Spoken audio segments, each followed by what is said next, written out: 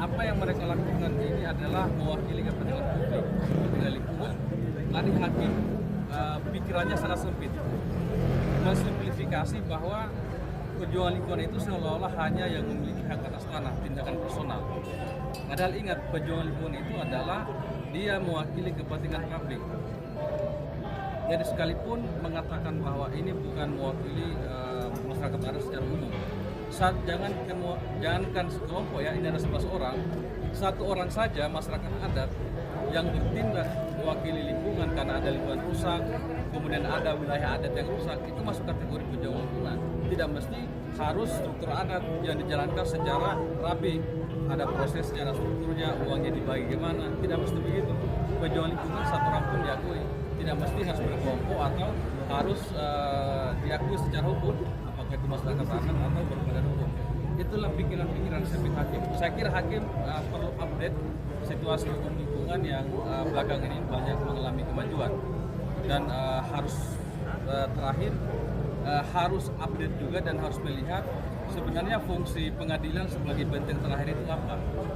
Yang undang-undang kekuasaan kehakiman kan mengatakan hakim itu wajib menggali nilai-nilai keadilan, bukan menggali nilai-nilai hukum, bukan fokus pada teks-teks undang-undang Minerba. Nah, harusnya ini momentum untuk hakim betul-betul melihat apakah ada hukum adat, apakah ada keadilan setempat yang perlu dipertimbangkan. Tapi fakta membuktikan bahwa perkara ini sependapatan saya itu tidak punya proses pemeriksaan setempat. Hakim tidak pernah turun ke lokasi. Harusnya dalam perkara-perkara seperti ini, misalkan di Torong Hulu, di tempat lain, kalau ada dalil mengenai titik, tadi menyebutkan iupnya itu sudah sesuai dalam kuasa hukum atau ada kerusakan di tempat warga. Harusnya hakim berdasarkan prinsip menggali nilai-nilai keadilan, hakim melakukan sidang pemeriksaan setempat untuk memastikan betulkah iupnya di situ, untuk memastikan betulkah ada kerusakan.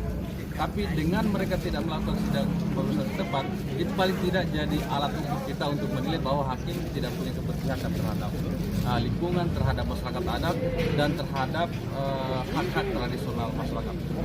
Dan coba kita cermati, dalam perkara ini ada 3 dakwaan pasal. 1, dakwaan terkait sajam, kemudian dakwaan terkait pemerasan, dan terakhir adalah dakwaan terkait Minerba. Pertanyaannya, ada apa? Kenapa hakim fokus pada dakwaan undang-undang Minerba dan berkali-kali menyebutkan iup yang telah bersyarat? Saya curiga ada motif politik pertambangan di balik ini. Saya menduga hakim sengaja